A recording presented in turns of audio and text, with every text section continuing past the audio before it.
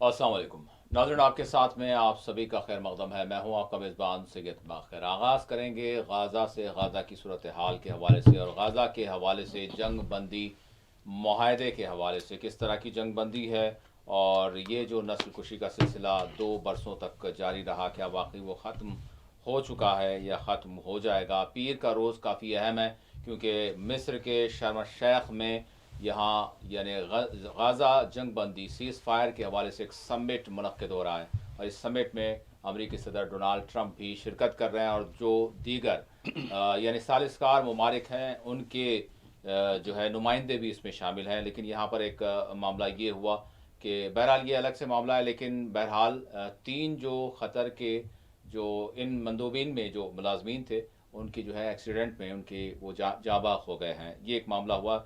और तो बहरहाल किस तरह का ये गज़ा का जंग बंदी का मामला है और पीर का रोज़ कितना अहम है और क्या कुछ अमल आवरी होगी, किस तरह का आगाज़ होगा पहले फेज़ के अमन माहदे के तहत या जंग बंदी माहदे के तहत, इस पर बात करेंगे। और इसके साथ साथ तालिबान के वज़ीर ख़ारिजा यानी अफ़गान तालिबान हुकूमत के वज़ीर ख़ारिजा अमीर ख़ान मुत्तक़ी, जिन्होंने भारत का दौरा किया।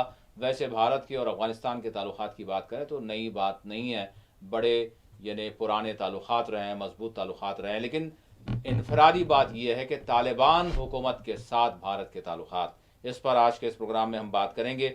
और अमीर ख़ान मुत्तक़ी, जिन्होंने न सिर्फ सरकारी सतह पर यानी दौरा किया बल्कि साथ ही साथ देवबंद का भी दौरा हुआ, उस पर भी हम नज़र डालेंगे और गोदी मीडिया की भी बात करेंगे जो तालिबानी नज़रियात को अब तक यानी किस तरह से तंज करते आए हैं ख़ुद भारत के लोगों पर। तो इस पर हमारी नज़र होगी और किस तरह के शोबेजात में क्या मुआहदात हुए हैं और किस तरह के सिफारती यानी ताल्लुक़ात हैं और दर्जा दिया गया है अफ़गानिस्तान को बहरहाल। और इसके साथ साथ हम बात करेंगे चीफ जस्टिस ऑफ इंडिया पर जूता फेंका गया था, तो बहरहाल वो जूता फेंकने वाले वकील का क्या नज़रिया है और क्या कुछ रहा मामला। और इसके साथ साथ हरियाणा में एक दलित जो आईपीएस अहदेदार है, आईएएस अहदेदार है, उन्होंने ख़ुदकुशी कर ली, तो उस पर भी बात करेंगे। और इसके साथ हम रुख करेंगे यानी बिहार का, जहां पर इंतखाबी शेड्यूल जारी हुआ, इसके साथ ही यानी सियासी माहौल भी गर्मा गया है और इंतखाबी माहौल भी बन चुका है। एक जानिब महागठबंधन है, दूसरी जानिब एनडीए है और इसके साथ साथ अगर दरमियान में देखें हम तो वो है मजलिस की जानिब से जो ऐलान किया गया है कि यहाँ पर तकरीबन 100 नशिस्तों पर मजलिस भी मुकाबला करेगी, इस पर भी हम बात करेंगे। और फिर रुख करेंगे बिहार की पड़ोसी रियासत उत्तर प्रदेश का, जहां आई लव मोहम्मद सल्लल्लाहु अलैहि वसल्लम का ये जो नारा था, इसको के इजहार के बाद से जो शरपसंद अनासिर हैं, शरपसंदी न सिर्फ उनकी जानिब से उसका आगाज़ हुआ और अब उसका सिलसिला कुछ यूं चल रहा है कि बिल्डोज़र की कार्रवाइयाँ चल रही हैं, तो उस पर भी हम नज़र डालेंगे। और इसके साथ साथ तेलंगाना का रुख करेंगे, जहां लोकल बॉडीज़ इंतखाबात जो हैं वो उसका थोड़ा सा पस मंज़र देखेंगे और तहफ़्फ़ुज़ात का मामला जो 42% का है, हाई कोर्ट का क्या कुछ इस हवाले से यानी सामने मामला आया, उस पर भी हमारी नज़र होगी। मेरे साथ इस वक्त स्टूडियो में मौजूद हैं सीनियर सहाफ़ी सियासी तज़कियाकार एम ए माजिद साहब। मैं माजिद साहब का स्टूडियो में इस्तकबाल करता हूँ। माजिद साहब अस्सलाम वालेकुम। वालेकुम सलाम। नाज़रीन, आपके कॉल्स हम प्रोग्राम में शामिल करेंगे, लेकिन आपके कॉल शामिल करने से पहले पहला सवाल मेरा गाज़ा के हवाले से, गाज़ा में नस्ल कुशी का क्या वाकई ख़ात्मा हो गया, पीर का रोज़ कितना अहम है इस सीज़ फायर के हवाले से, क्योंकि शर्म अल शेख में सीज़ फायर समिट का इनेकाद अमल में लाया जा रहा है। जी भाई साहब। जी बहुत बहुत शुक्रिया। जिस तरीके से इस नस्ल कुशी को रोकने के लिए डोनाल्ड ट्रंप की तरफ से जो 20 नुकाती एक अमन मनसूबा दिया गया था, तो उस पर काफ़ी गुज़िश्ता एक हफ़्ते से मिस्र की क़ियादत में मुज़ाकरात हो रहे थे और उस मुज़ाकरात में अमेरिका, तुर्की, क़तर और मेज़बान मिस्र और दीगर भी इसमें शामिल रहे। तो इस तरीके से ये देखिए, आप अपनी ताकत के बलबूते पर सब कुछ तबाह कर सकते हैं, लेकिन किसी को मजबूरन झुका नहीं सकते आप। तो यही एक पैगाम मिला। इतनी बर्बरियत के बावजूद 25 से ज़्यादा मुल्कों की हथियार, सब उनका पैसा, सब कुछ लगाने के बाद भी इसराइल अपने जो अगवा करदा जो लोग थे उनको छुड़ा नहीं पाया। बिलाखिर उसको بات چیت کے میز پہ آنا ہی پڑا. اور بات چیت کے دوران بھی دیکھیے جو کچھ خبریں آ رہی تھیں اس میں جو لیڈرشپ تھی، حماس کی جو لیڈرشپ تھی، اور دیکھیے اس لیڈرشپ کو دوحہ میں قتل کرنے کی کوشش کی گئی، ان کا قتل عام کرنے کی کوشش کی گئی، لیکن لیڈرشپ نے کمپرومائز نہیں کیا اپنے اصولوں پر، کہا کہ نہیں. تو انہوں نے جو ترمیمات تھیں اس ترمیمات پر رضامندی ہوئی. اب کل پیر کے دن ایک بڑا جو ہے یعنی چھوٹی کانفرنس، جو سمٹ کے معنی یہی چھوٹی کانفرنس کے ہوتے ہیں، جس میں ڈونالڈ ٹرمپ خود آئیں گے، مصر کی میزبانی ہوگی، قطر ہوگا اور ترکی بھی ہوگا، فرانس، جرمنی، اٹلی، ان ممالک کے سربراہان حکومت اس میں رہیں گے اور حماس کی لیڈرشپ بھی رہے گی. تو اس طریقے سے جس حماس کو آپ دہشت گرد سمجھ کر ہمیشہ سے اس کو جو ہے نکارتے تھے، لیکن ان کے ساتھ ہی بات چیت کا جو ہے میز پر آنا پڑا. اور آپ طاقت کے بل بوتے پر جتنی تباہی کی گئی اس کے باوجود آپ فتح نہیں پا سکے. تو یہ ایک بہت بڑا پیام ہے کہ انسانی عزم، حوصلہ اور قربانیوں کو دنیا کا کوئی ہتھیار، دنیا کی کوئی طاقت ختم نہیں کر سکتی. یہ حماس اور غزہ کے لوگوں نے ایک بہت بڑا پیام ساری انسانیت کو دیا ہے. پہلے کالر ہمارے ساتھ جڑ چکے ہیں. السلام علیکم. ہلو. جی السلام علیکم. وعلیکم السلام. جی جناب، کون کہاں سے؟ کون کہاں؟ پہلے سید باخر صاحب فل ٹی وی کو السلام علیکم. وعلیکم السلام ورحمۃ اللہ وبرکاتہ. دیکھو بھائی، میرے دو سوال ہے. ایک سوال ہے، ایک اپیل ہے. کل ہند مجلس اتحاد المسلمین بیرسٹر اسد الدین اویسی صاحب سے. جی جی. ہاں، یہ ہے کہ بھائی میری ایک دیرانہ خواہش ہے کہ مجلس اتحاد المسلمین کو اب وقت آ گیا کہ یوتھ ونگ اور اسٹوڈنٹس یونین بھی پرفارمنس کرنا. اور میں دو نام بھی تجویز کرا. نوجوانوں کی تنظیم کا نام ہے یم وائی ید مجلس یوتھ لیگ، اور اسٹوڈنٹس کی یم یس یو مجلس اسٹوڈنٹس یونین. کیونکہ تمام جماعتوں کے یہ ونگ ہے تو ہمارے کیوں نہیں رہنا بھائی. جی ٹھیک. اور دوسرا سوال آپ کا؟ یہ تو آپ کی نہیں ہے نہیں بھائی باخر صاحب. جی جی بالکل، یہ آپ کی تجویز ہو گئی. اور نہیں اب ایک سوال رہ گیا. سوال یہ ہے کہ بہار کے تعلق سے جی کہ جو بہت پہلے 1 مہینے سے چل رہا تھا SIR وہ یہ ووٹ کا، اس میں 65 لاکھ ووٹ کٹ ہو گئے تھے. پھر اس کے بعد کتنے ووٹ ابھی بھی کٹ ہے، یعنی پورے فل اپ ہو گئے، وہ معلوم کرنا چاہ رہا ہوں. ٹھیک ہے عبدالحمید صاحب. ٹھیک ہے باخر صاحب، بہت شکریہ. تجویز کو پہنچا دیجیے آگے. ذرا ماجد صاحب کو بولو تجویز پہ. جی ٹھیک ہے. Thank you. دیکھیے، بیرسٹر اسد الدین اویسی ہوں یا ان کے جو بھی نمائندے ہوں یا ان کے ارکان مقررہ ہوں، وہ عوام کے لیے دستیاب رہتے ہیں. آپ ان سے راست بھی مل سکتے ہیں، مل کے اپنی تجویز آپ جو راست طور پر بولیں گے اس کا بڑا اثر ہوتا ہے. آپ خود بولیں گے. رہی بات بہار کے الیکشن کی، بہار میں 65 لاکھ ووٹرز کو نکال دیا گیا تھا. تو اس کے بعد سپریم کورٹ نے ایک موقف اختیار کیا آدھار کی بنیاد پر. اب جو فہرست جاری کی گئی تھی گزشتہ ہفتے، جو فہرست جاری کی گئی تھی اس میں 3,66,000 لوگ ہیں جو پچھلے الیکشن میں حصہ لیے تھے، ان کے نام ڈیلیٹ کر دیے گئے. تو اب دیکھیے سپریم کورٹ نے ایک اور رخ لیا ہے. کہا کہ سیاسی جماعتیں شاید اس پر مطمئن ہو گئی ہیں. کہاں 22 لاکھ لوگ مرحوم ہو چکے تھے 65 میں سے، تو اب یہ اتنی 3,66,000 رہ گئے.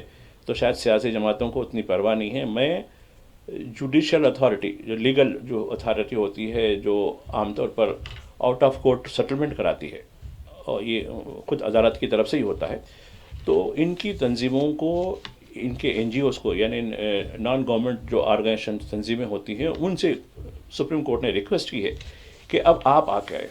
کیونکہ ابھی بھی کئی ایسے لوگ ہیں جو حیات میں ہیں، زندہ ہیں، لیکن ان کے نام کو ڈیلیٹ کر دیا گیا ہے. تو ان کی تعداد ہے 3,66,000. تو سپریم کورٹ نے کہا کہ نہیں، کوئی جائز آدمی، جائز ووٹر وہ ڈیلیٹ نہیں ہونا چاہیے. تو انہوں نے طنز بھی کیا. اب سیاسی جماعتوں کو تو خیر ہو گیا کہ چلو کم از کم اتنا تو ہو گیا.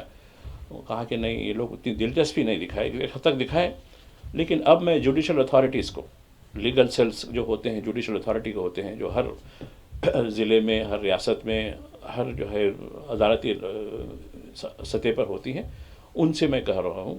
اور یہ والنٹرز جو قانونی امداد دینے والی کئی تنظیمیں ہوتی ہیں، ان سے کہہ رہا ہوں کہ آپ یہ کام کریں. اب آپ تو خیر یہ کہا گیا ہے کہ نامنیشن کی آخری تاریخ تک بھی، کیونکہ ابھی نامنیشن شروع ہو چکے ہیں پہلے مرحلے کے لیے، جس میں 6 نومبر کو ووٹ ڈالنے جا رہے ہیں، تو 121.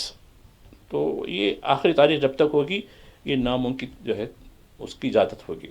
تو خیر دیکھیں، کوشش تو کر رہے ہیں کہ تعداد یہ جو آمدن جو SIR کے ذریعے کیا گیا تھا، تو اس کو کس طریقے سے عدالت کی مدد سے اس کو بڑی حد تک سدھارنے کی کوشش کی جا رہی ہے.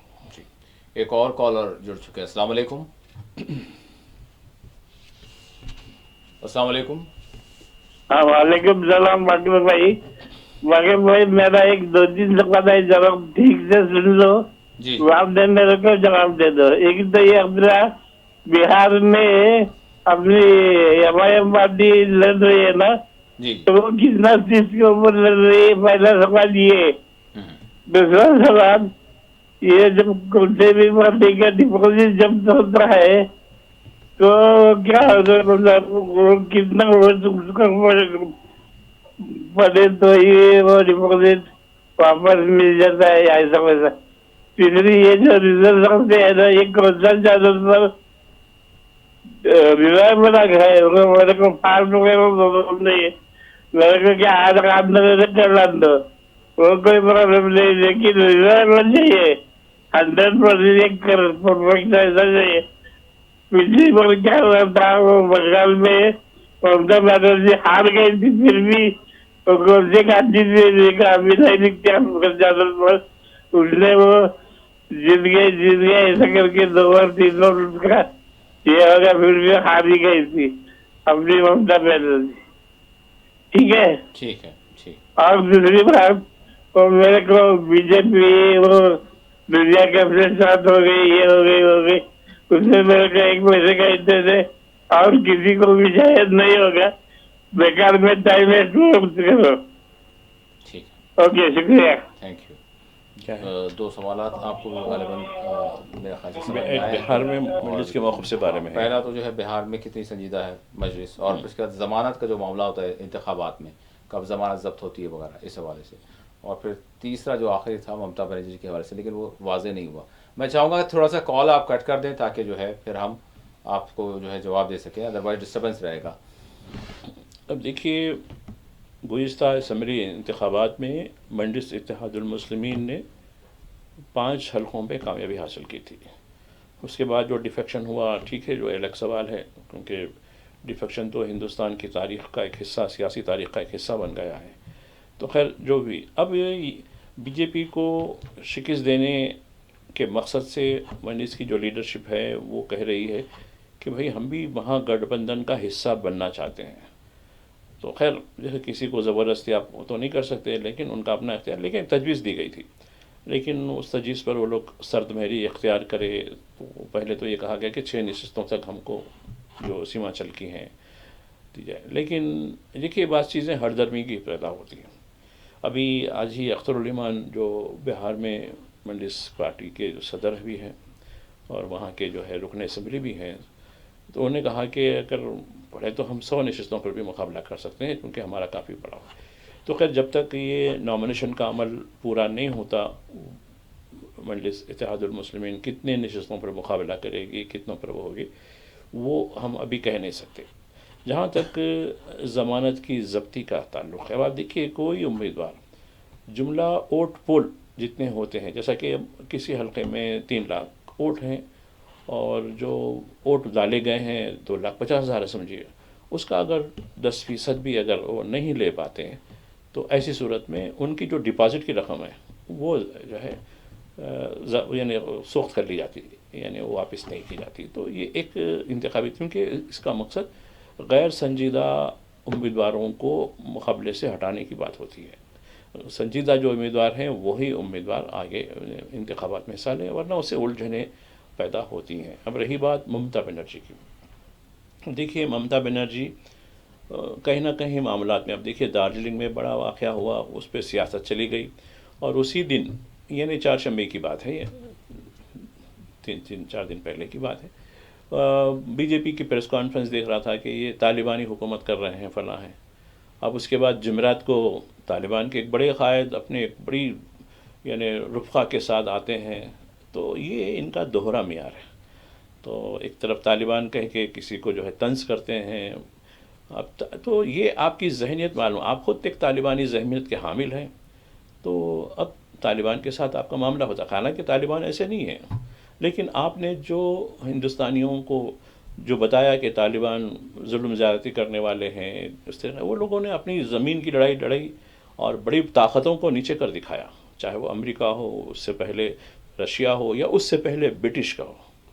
ان تین بڑی طاقتوں کو انہوں نے جھکا دیا تھا. تو وہ اپنی سرزمین کی لڑائی وہ لڑتے ہیں، ان کا اپنا معاملہ ہے.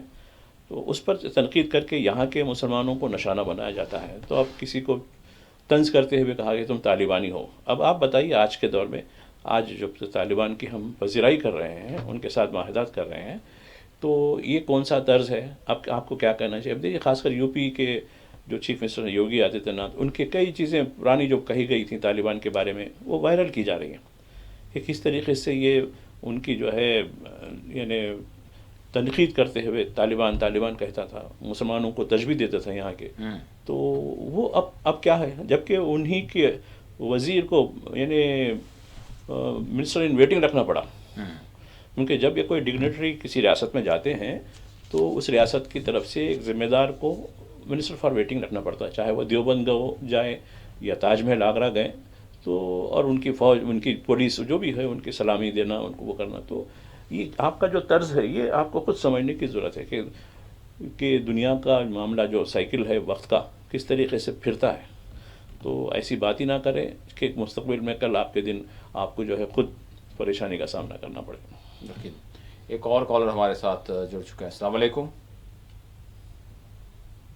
جی وعلیکم السلام. کون کہاں سے؟ شہر بات کر رہا ہوں، بابا نگر. جی سوال. جی یہ جو ابھی 2 سال ہو گئے تھے اکتوبر 7 کو، اور جو اس میں ایک چیز ہوئی تھی کہ جو شیئر مارکیٹ ہے اس کا اسرائیل کا، اس کو حملے سے پہلے اکتوبر 7 سے پہلے جی شارٹ لگائے تھے. مطلب کہ ان لوگوں کو معلوم تھا کہ وہ شیئر مارکیٹ گرے گا. تو اس سے یہ معلوم ہوتا ہے کہ شاید ان لوگوں کو حملے کی پہلے سے خبر تھی، کیونکہ اس کو شارٹ کیا گیا تھا وہ شیئر مارکیٹ کو اسرائیل کے. اور اسی طرح سے جو 2001 کا حملہ تھا نیو یارک کا، اس میں بھی یونائیٹڈ ایئر لائنس کے شیئرز کو شارٹ کیا گیا تھا وہ حملے سے تھوڑے دن پہلے. تو یہ دونوں کے خبر ان لوگوں کو پہلے سے تھی کہ اکتوبر 7 کا حملہ ہوگا. اور وہ تو ہم کو معلوم ہی ہے کہ وہ انسائڈ جاب تھا جو 2001 کا مسئلہ تھا. اور ایک بات بولنا چاہ رہا تھا میں کہ جو ڈبیٹ آتی ہے آپ کی، وہ یوٹیوب پہ اگر شائع کر دیا تو بہت بہتر رہتا. یوٹیوب پہ بالکل ہوتی ہے. 9 بجے کی ڈبیٹ رہتی. آپ یوٹیوب پر 4 TV سیٹلائٹ اگر آپ ٹائپ کریں گے 4 TV سیٹلائٹ، تو آپ کو یوٹیوب پہ جتنے بھی ہیں سارے مل جائیں گے آپ کو. ہاں تو کیا 2 چینل ہیں یوٹیوب پہ؟ ایک تو یوٹیوب پہ ایک چینل دیکھتا ہوں. ایک تو جو لوکل ہے کیبل والا ہے وہ جو ہے یوٹیوب پر ہے. دوسرا اگر آپ جس طرح سے ڈیبیٹ کی جو بات کر رہے ہیں آپ، تو وہ اگر آپ اس میں ٹائپ کریں گے 4 TV سیٹلائٹ دیجیے تو آپ جو ہے آرام سے دیکھ سکیں گے. پورا اس میں اپلوڈ ہوتا ہے انشاءاللہ. شکریہ. دیکھیے آپ کی بات میں صداقت ہے، اس لیے کہ 9/11 کا جو معاملہ تھا ٹوئن ٹاورز کا نیو یارک کے، اس وقت کوئی بھی جوس ورکر یا ان کے آفیشلز اس دن نہیں آئے تھے، حاضر نہیں ہوئے تھے.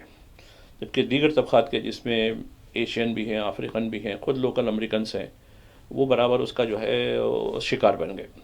تو یہ کہیں نہ کہیں یہ ان کو بھنک لگ گئی تھی. یعنی چونکہ ان کی انٹیلیجنس موساد وغیرہ کافی جو ہے حد تک متحرک رہتے ہیں، تو یہ لہٰذا انہوں نے دیکھیے جس انداز سے، اب آپ دیکھیے ٹوئن ٹاور کے واقعے میں کوئی ایک جیو بھی جو ہے نہ تو زخمی ہوا نہ تو ہلاک ہوا، جبکہ دیگر طبقات کے لوگ اس کا جو ہے لقمہ اجل بنے ہوئے تھے. یہ بات صحیح ہے. اور اس طریقے سے 7 اکتوبر کا جو معاملہ تھا، تو یہ کہیں نہ کہیں ان کو بھنک ضرور ہوئی تھی، کیونکہ اس دن ان کا تیوہار چل رہا تھا. تو یہ اندیشہ ظاہر کیا گیا تھا کہ ہاں یہ کچھ کر سکتے ہیں یہ لوگ، چونکہ جس طریقے سے جو ہاسٹیلٹی ہو رہی تھی اسرائیل کی، تو اس کے خلاف ایک آگ بھڑک رہی تھی حماس کے اندر کہ بھائی ان کو کچھ سبق سکھانا ہے.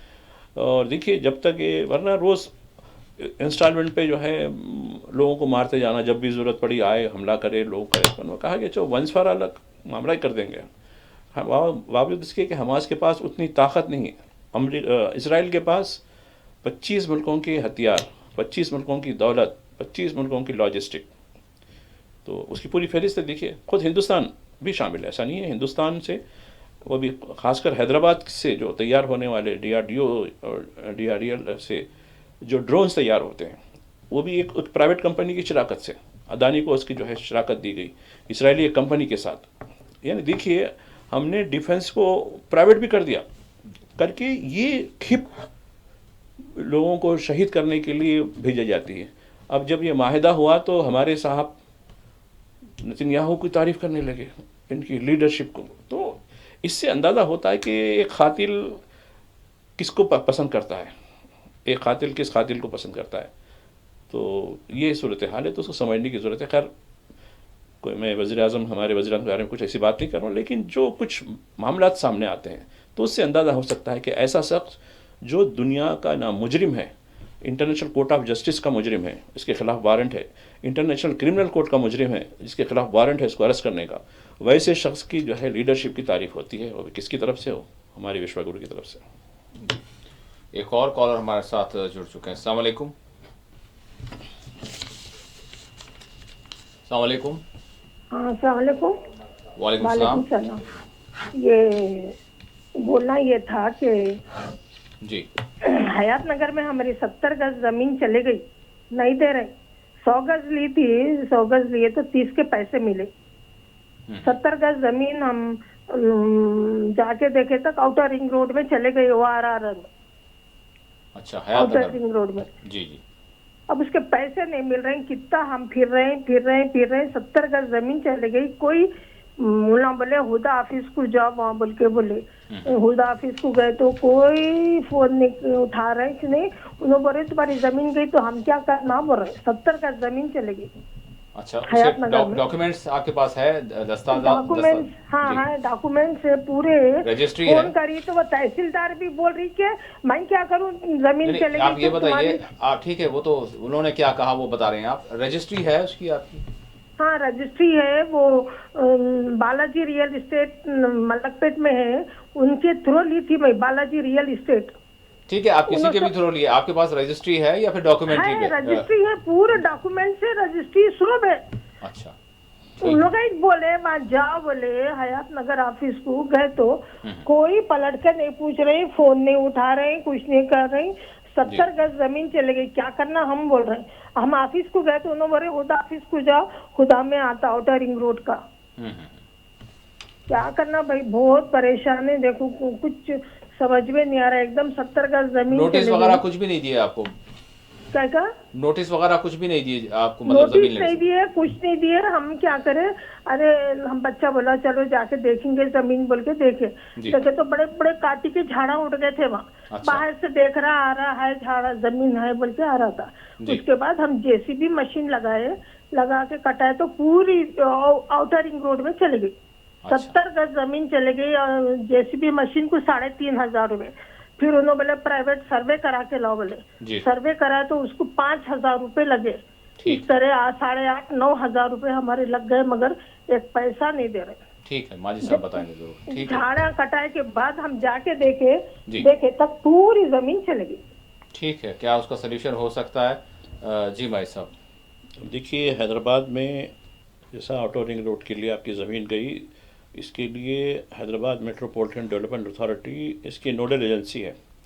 इसके दफ्तर पे आपने कहा कि गए, मगर इसके हेड ऑफिस पर जाइए, हैदराबाद मेट्रोपॉलिटन डेवलपमेंट अथॉरिटी, या फिर अपनी एक दरख्वास्त लिखकर मंगल के दिन आप परजावानी होता है बेगमपेट में, वहाँ जाकर मिलिए। और वो उसके परजावानी के जो हैं जी चन्ना रेड्डी, जो साबिक वज़ीर हैं, अच्छे आदमी हैं वे, जो उनसे मिलिए आप जाकर, या फिर ओहदेदारों से मिलिए। और तो वो उनको अपनी बात बताइए कि इस तरीके के ये डॉक्यूमेंट है, ये है, तो वो लोग डायरेक्ट करते हैं आपको।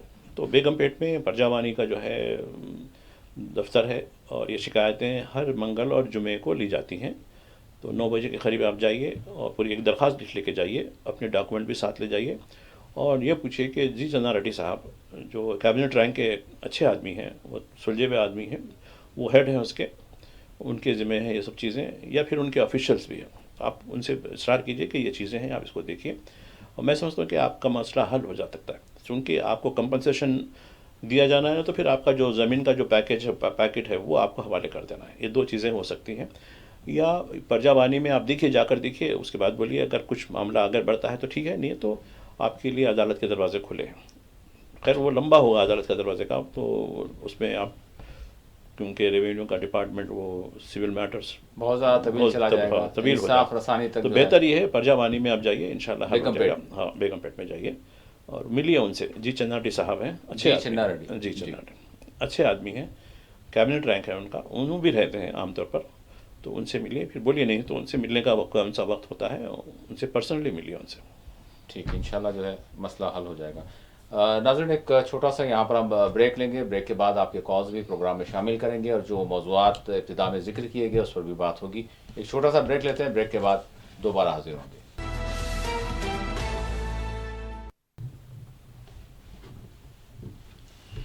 السلام علیکم۔ السلام علیکم۔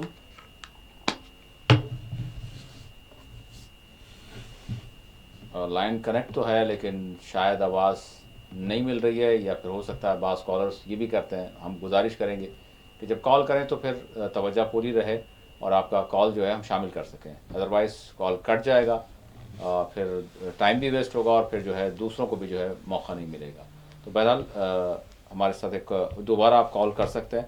بھائی صاحب، ساتھ ہی ساتھ ہم نے افغانستان اور بھارت کے تعلقات کے حوالے سے بھی بات کی، اور پھر معاہدات بھی ہوئے ہیں بہت سارے معاملات میں، اور مطلب اس کو کس طرح سے دیکھ رہے ہیں آپ؟ خود حکومت کا جو پالیسی طالبان کے حوالے سے ہوا کرتی تھی اور آج ہے، اور پھر ساتھ ہی ساتھ دیوبند کا جو دورہ ہوا ہے، پھر ہم تھوڑا سا پیچھے جا کر دیکھتے ہیں کہ ایک بات اٹھی تھی کہ طالبان اور دیوبند کے بہت سارے نظریات وہ کسی بھی نوعیت کے ہوں ایک ہیں، تو پھر دیوبند سے یہ کہا جاتا تھا کہ بھائی بالکل علیحدہ کیا جاتا تھا، لیکن آج کہا جا رہا ہے کہ ہاں بالکل ہمارے اور آپ کے تعلقات اور بہت ساری چیزیں ایک ہیں۔ دیکھیے، دیوبند کا جو قیام ہوا تھا جی پہلی جنگ آزادی کے بعد، علماء کا قحط ہو گیا تھا، جی جی تو اب آپ دیکھیے اس وقت قندھار سے لے کے میانمار کی سرحد تک ہندوستان ایک تھا پہلے، اور یہ جو نظریات دیوبند کے جو ہیں اسکول آف تھاٹ ہے، وہ Islamic school, Hanafi school of thought, جی جو ہندوستان بلکہ بر صغیر میں یہی اسکول آف تھاٹ، اسلام کے جو 4 اسکول آف تھاٹس ہیں اس میں سب سے زیادہ جو حنفی ہیں وہ ایشیا کے زیادہ لوگ ہیں، تو وہ اسکول آف تھاٹ ہے، اس کی جو تربیت ہوتی ہے، اس کا جو نصاب ہوتا ہے، یہ نہ صرف ہندوستان بلکہ پاکستان، افغانستان، بنگلہ دیش، نیپال، سری لنکا، مالدیپ، ان ملکوں میں بھی یہی اسکول آف تھاٹ کافی حد تک جو اسلامک ٹیچنگ سے متعلق ہے، اسلامی چیزیں، اس سے علیحدہ نہیں ہو سکتا ہے۔ اب آپ دیکھیے پاکستان الگ ہوا لیکن دیوبند کے ساتھ رشتہ الگ نہیں ہوا۔ دیوبند میں پاکستان میں ایک الگ نوعیت کی حقانی اسکول آف تھاٹ جو ہے، جو دیوبند کا ایک شاخ ہے، جی اور افغانستان کا جہاں تک معاملہ ہے، افغانستان کے بیشتر جو طالبان ہیں، طالبان کے معنی اسٹوڈنٹس ہیں، جی یہ اسی حقانی اسکول آف تھاٹ جو دیوبند کا اسکول آف تھاٹ ہے، Deoband school of thought mother school of thought ہے، یعنی وہ، تو اب اس سے رشتہ تو توڑ نہیں سکتے۔ سیاسی طور پر ٹھیک ہے، آپ کبھی کبھی کہتے ہوں گے، لیکن ہم کرنے دے کل آپ بھی دیکھیں کہ دیوبند کے اندر جس طریقے سے جو ان کی پذیرائی ہوئی اور جس طریقے سے انہوں نے اپنی عقیدت کا اظہار کیا جی اور اپنے رشتے کو پھر سے ریوائز کیا ہے کہ بھئی ہاں یہ ہمارا جو سلسلہ ہے اسکول آف تھاٹ کا وہ کبھی ختم ہونے والا نہیں ہے، ہماری نسلیں آتے رہیں گی، جاتے رہیں گی، لیکن ہم اس دیوبندی اسکول آف تھاٹ جو حنفی اسکول آف تھاٹ ہے اس کے ساتھ ہم لگے ہوئے رہیں گے۔ اور ایک اسکول آف تھاٹ ہے جو بریلوی ہے، وہ بھی حنفی ہے، لیکن ان میں زیادہ فرق نہیں ہے۔ تو یہ 2 اسکول آف تھاٹ ہیں، لیکن سب سے زیادہ جو اسکول آف تھاٹ اسلامک جورسپروڈکشن میں، یعنی اسلامک جو جورسپروڈکشن ہے اس میں دیوبندی کافی حد تک اپنا جو ہے غلبہ رکھتا ہے۔ تو رہی بات طالبان کے بارے میں، طالبان کی پوری تربیت دیوبند کے نصاب پر ہوتی ہے۔ دیوبند میں جو نصاب ہوتا ہے، جو سلیبس ہوتا ہے، جس طریقے کی یعنی ابتدائی تعلیم سے لے کے کامل تک یعنی ان کے جو مختلف مدارج ہوتے ہیں، جو ہیار کی ہوتی ہے، وہ پوری کی پوری اسی دیوبند کے سسٹم پر، چاہے وہ حقانی پاکستان کی ہو یا پھر خود افغانستان میں جو دیوبندی اسکول آف تھاٹ ہے وہ اسی پر عمل کرتے ہیں. تو اس سے ایک ان کا جیسا کہتے ہیں کہ الما ماٹا جو اکثر کہتے ہیں نا، یعنی مادر علمیہ. جی مادر علمیہ، تو دیوبند جو ہے مادر علمیہ ہے ہندوستان کے لیے بھی، پاکستان کے لیے بھی، افغانستان کے لیے بھی، دیگر جس کا میں نے ذکر کیا ہے وہ ہے. تو وہ اسی رشتے کو پھر سے جو ہے جوڑنے کے لیے، وہ دیکھیے ان کی پہلی ترجیح وہی تھی کہ بھئی جیسے ہی آفیشیل میٹنگ ختم ہوئی دلی میں، جو کچھ معاہدات ہوئے، جو کچھ ہوئے ٹھیک ہے، لیکن کہا کہ نہیں، میں اپنے مادر علمیہ کے پاس جاؤں گا اور اپنا جو ہے وہاں اپنا جو بھی میرا عقیدت ہے وہ اظہار کروں گا. اور وہی بات. جی ایک اور کالر جڑ چکا ہے. السلام علیکم. السلام علیکم. ہلو، السلام علیکم. وعلیکم السلام. جی ماجد بھائی، باقر بھائی کو میرا سلام. وعلیکم السلام. جی کون کہاں سے؟ آواز آ رہی ہے آپ کی. جی میں نواز صاحب کنٹے سے سید نصیر علی بات کر رہا ہوں. جی نصیر صاحب سوال. جی ماجد بھائی، سوال میرا یہ تھا، میری لڑکی جو ہے نا، میرے صاحب شادی حیدرآباد میں رہتے انہوں، یہاں کے تھے انہوں، مہاراشٹر میں فنکشن میں گئے ہوئے تھے تو ادھر ڈیلیوری ہو گئی. ڈیلیوری ہونے کے بعد میں وہ دواخانے کی جو سلپ ملی اس سے جو ہے تو یہ حیدرآباد کا برتھ سرٹیفکیٹ نہیں بن رہا اپنے کو. اگر برتھ سرٹیفکیٹ ادھر مہاراشٹر میں بنائے تو ادھر نام غلط آ رہا ہو. جیسا کہ میرا نام سید نصیر علی ہے تو وہاں پہ نصیر سید علی آ رہا، تو بچے کا نام بھی ویسی چاہ رہا، بچے کے والد کا نام بھی ویسی چاہ رہا ہو. اب وہ دواخانے کی سلپ لے کے آئے کہ ہم یہاں بلدیا میں گئے تو یہ لوگ بول رہے یہاں پہ نہیں بناتے بھائی، مہاراشٹر میں بنا لو. مہاراشٹر میں بنائے تو نام الٹا آ رہا. تو وہ ہم کو کیا کرنا چاہیے؟ جبکہ لڑکی یہاں کی تھے، بچہ یہاں گئی تھے، میرے داماد بھی یہاں کے تھے، یہاں گئی تھے وہ تو پورا پروف اور فنکشن میں جانے کی وجہ سے یہ معاملہ ہوگا.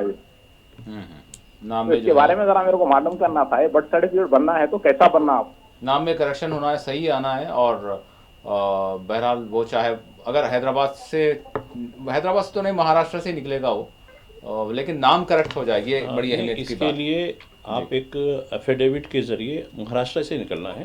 جی مہاراشٹر کی جو لوکل باڈی ہے، جو برتھ اینڈ ڈیتھ سے متعلق جو ادارہ ہوتا ہے لوکل باڈی کا، وہی دیتے ہیں. آپ ایک ایفیڈیوٹ کے ذریعے وہاں نام داخل کیجئے کہ نام صحیح ہونا ہے. اس کے ذریعے آپ البتہ آدھار بنا سکتے ہیں. آدھار جو ہے اسی بنیاد پر، چونکہ ہندوستان کا شہری کہیں بھی ہو وہ ہندوستان کا شہری ہوتا ہے. تو یہ ضروری نہیں ہے کہ بھئی مہاراشٹر کوئی الگ مملکت ہے، الگ ریاست ہے، یعنی ایک اس کا ہمارا حصہ ہے وہ سب کا. تو بہتر ہے کہ ایفیڈیوٹ داخل کریں. داخل کر کے وہاں جو ہے ہوا تو کوئی قانونی رائے بھی لے لیں. اس کی جو میری جہاں تک معلومات ہیں، ایک ایفیڈیوٹ جو ہے نوٹرائزڈ جو ہوتا ہے وہ کسی وکیل سے مشورہ کریں، اس کے ذریعے آپ داخل کریں کہ نام میں کریکشن ہونا ہے اس طریقے کے. بالکل، واقعی اس طرح سے جو ہے ہو جائے گا. ایک اور کالر جڑ چکے ہیں. السلام علیکم. وعلیکم السلام. میں محمد معین الدین چھونی نادری بیگ سے بول رہا ہوں. جی معین صاحب سوال.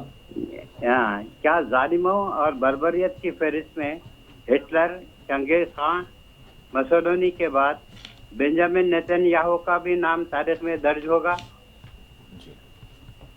جی اور دوسرا سوال، جی بہار میں نتیش کمار نے سرکاری خزانے سے عوام کو رشوت دی ہے، کیا اس کا اثر الیکشن پر ہوگا؟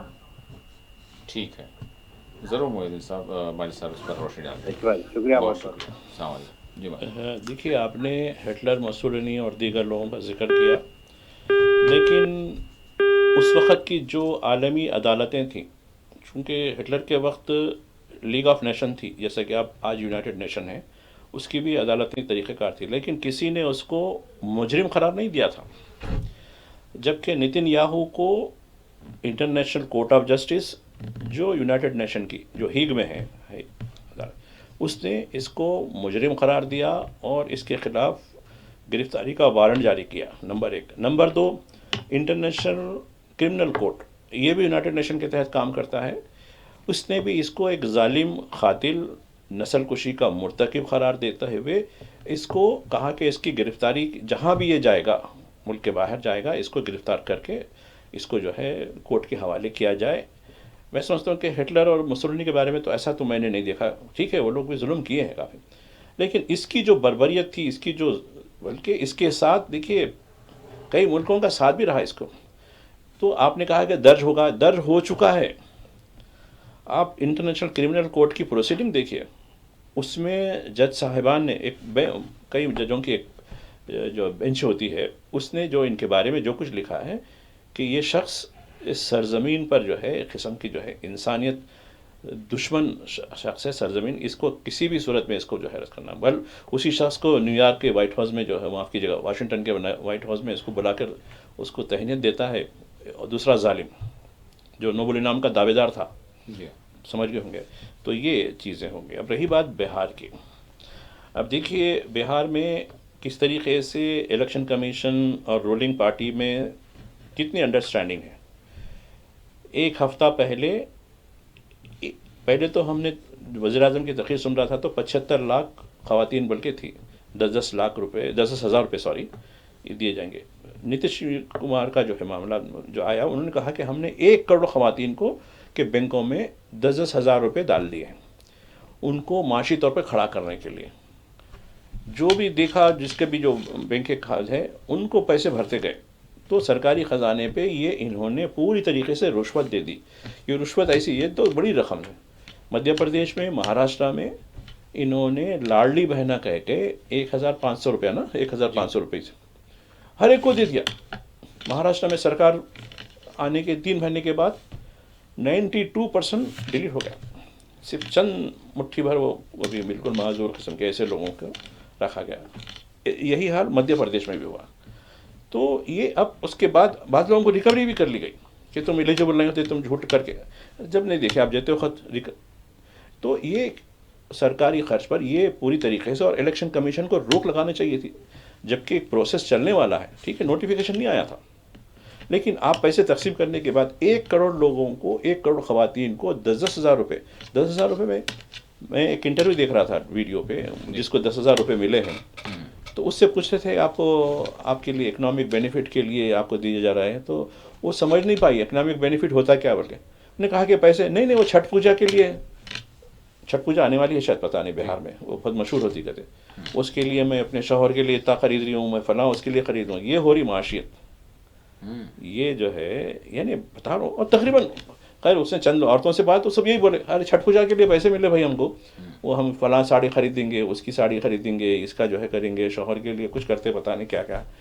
تو وہ جو ہے وہ ایک دم کھڑی بولی میں وہ سمجھ میں نہیں آیا میرے کو، مگر یہ سمجھ پایا کہ ہاں یہ پیسے جو ہے کوئی معاشیت کے لیے نہیں ہے، ان کو جو ہے عیش و عشرت کے لیے تو کھانے کے لیے چھٹ پوجا بنانے کے لیے دیے گئے. تو یہ ایک بدترین ہے. الیکشن کمیشن کو اس میں پورے طریقے سے رول کس حد تک ہے آپ بہتر سمجھ سکتے ہیں. میں تو کہہ دوں گا کہ رول مجرمانہ ضرور ہے لیکن جب مجرمانہ کا لفظ ہم استعمال کریں گے تو الیکشن کمیشن بولے گا ارے ہمارے پر توہین ہوگی ہماری. تو خیر ہم کسی کی توہین کرنا بھی نہیں چاہتے لیکن حقیقت اپنی جگہ ہے. ایک اور کالر ہمارے ساتھ جڑ چکے ہیں. السلام علیکم. السلام علیکم. ہلو جی السلام علیکم. ہلو السلام علیکم. وعلیکم السلام. کل یعنی سیٹرڈے کے دن، شنیچر کے دن عبد الماجد صاحب ہمارے اخبار میں کہہ رہے تھے کہ افغانستان بھی بہت مالا مال ملک ہے. میں 6 سال سے امریکہ میں دیکھا ہوں اور دبئی میں دیکھا ہوں، سنا ہوں چینلوں پہ کہ سعودی عربیہ سے زیادہ جو ہے نا سب مالا مال ملک جو ہے نا افغانستان ہے. سعودی عربیہ سے زیادہ مالا ملک جو ہے نا دولت معدنیات میں افغانستان ہے. یہ میں نے سنا ہوں.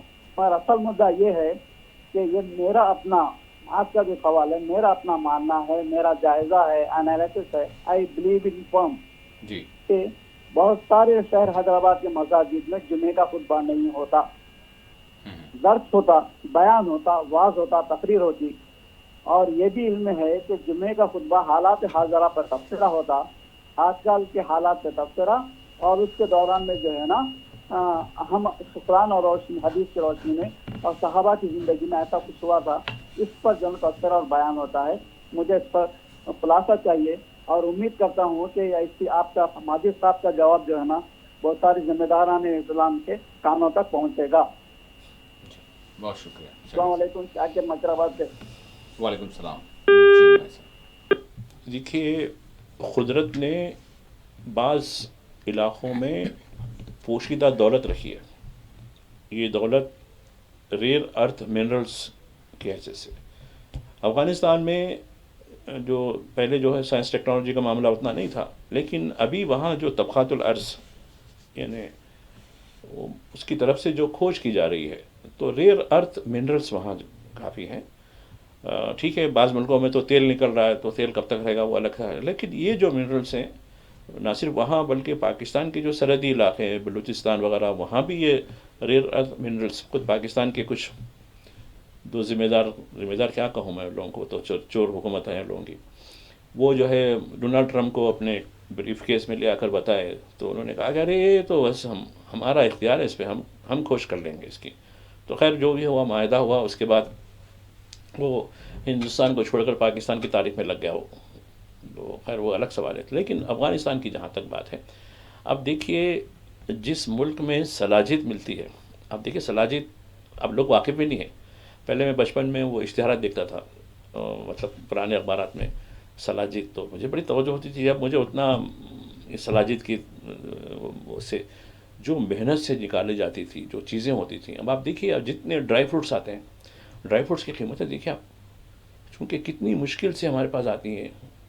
جبکہ آپ کو یاد ہے میں اس سے پہلے بھی ذکر کر چکا ہوں، کابلی والا ایک افسانہ تھا علی عباس حسینی کا مشہور، اس میں دیکھیے آپ کابلی والے کس طریقے کے ہندوستان میں آ کر، اور مجھے وہی دکھا جو امیر خان متقی جس ایکسنٹ میں جو انہوں نے بات کی، مجھے وہ کابلی والا کا کردار یاد آیا.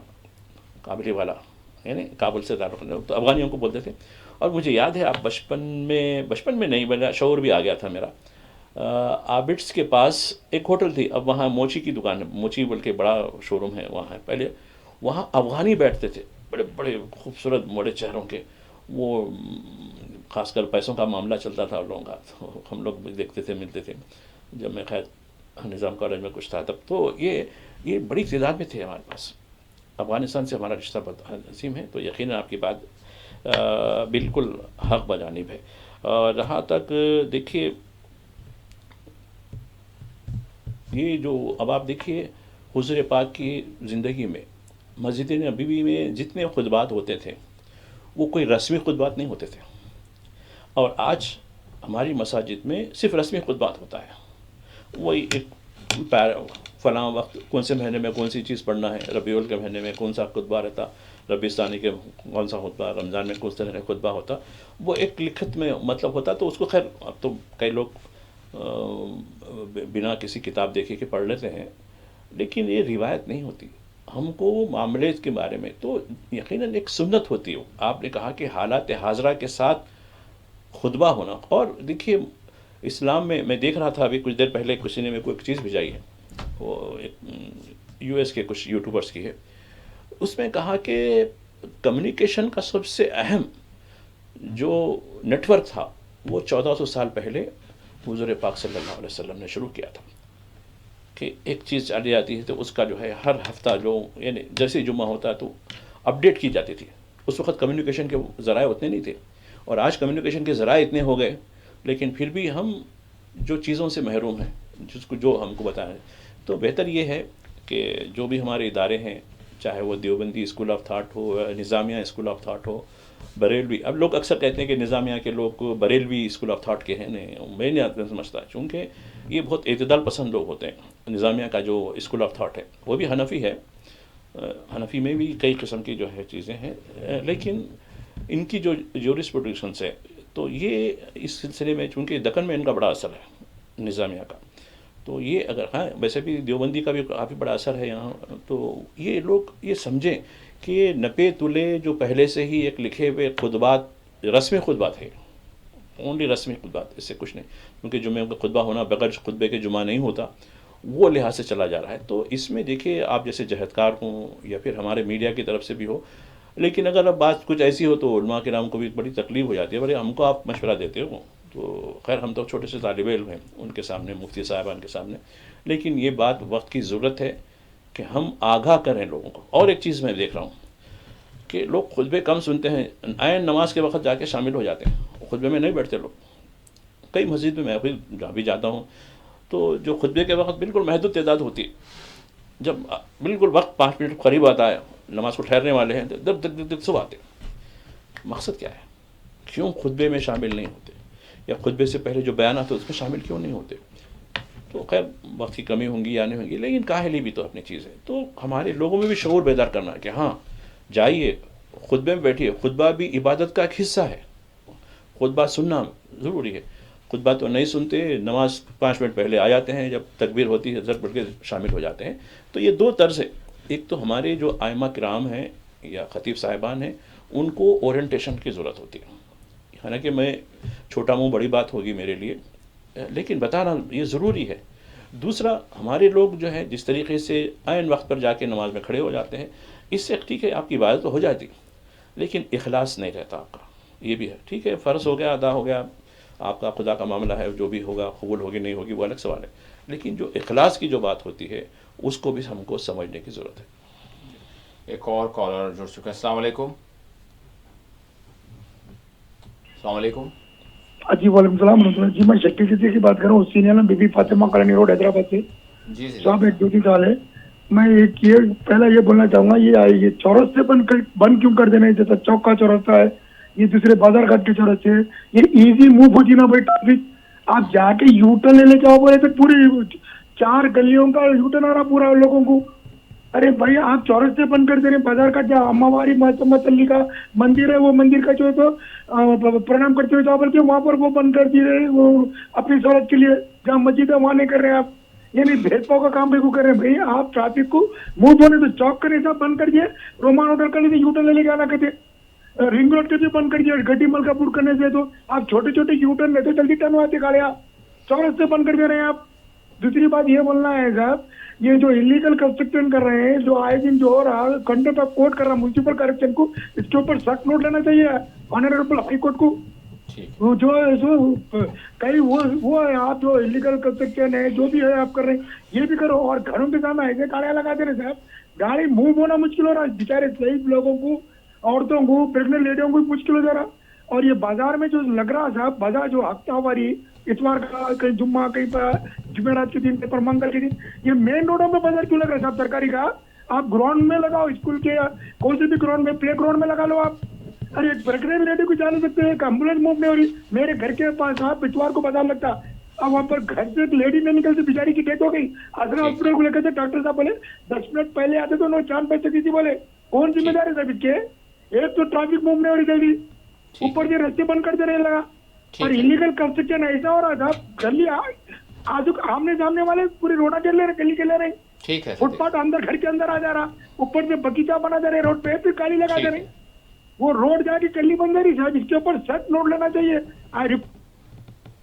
ٹھیک ہے صدیقی صاحب. جی بھائی صاحب. دیکھ صدیقی صاحب, ہمیشہ حیدرآباد میں بلدی جو مسائل ہوتے ہیں, جو سیوک کمیونٹیز ہوتی ہے, اس کے بارے میں ایک جہدکار ہیں آپ, اچھی بات ہے.